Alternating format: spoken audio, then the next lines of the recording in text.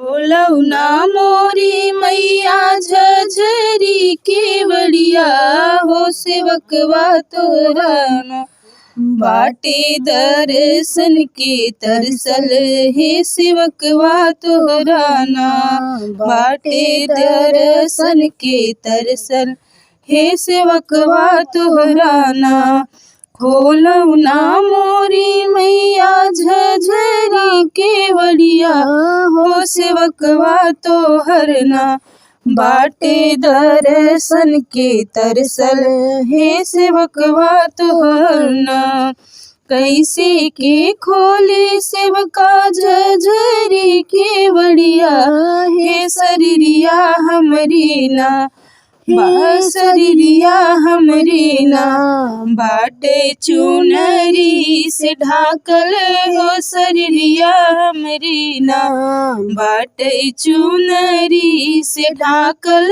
हे शरीरिया हमरी ना खोलौना मोरी मैया झझरी केवड़िया हे सेवकवा तोहर ना बाटे दर्शन के तरसल हे सेवकवा तोहर ना बाटे दर्शन के तरसल हे सेवकवा तोहर ना कैसे के खोली मैया झझरी केवड़िया हे शरीरिया हमरी ना हे शरीरिया हमरी ना बाटे से नूरा से ढाकल हे शरीरिया हमरी ना बाटे से नूरे से ढाकल हे शरीरिया हमरी ना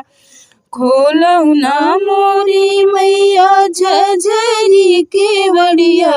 हे सेवकवा तोहर ना हे सेवकवा तोहर ना बाटे दर्शन के तरसल हे सेवकवा तोहर ना बाटे दर्शन के तरसल हे सेवकवा तोहर ना कैसे के खोली सेवका झझरी केवड़िया हे शरीरिया हमरी ना हे शरीरिया हमरी ना बाटे नारियल से ढाकल हे शरीरिया हमरी ना बाटे नारियल से ढाकल हे शरीरिया हमरी ना खोलौना मोरी मैया झझरी केवड़िया हे सेवकवा तोहर ना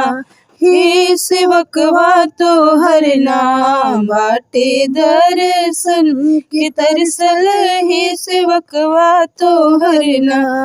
बाटे दर्शन के तरसल हे सेवकवा तोहर ना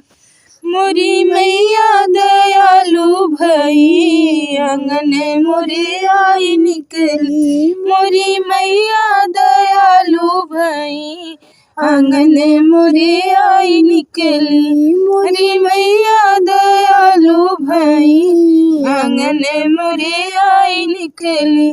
मैया के अखिया यमुआ के फकिया मैया के अखिया यमुआ के फकिया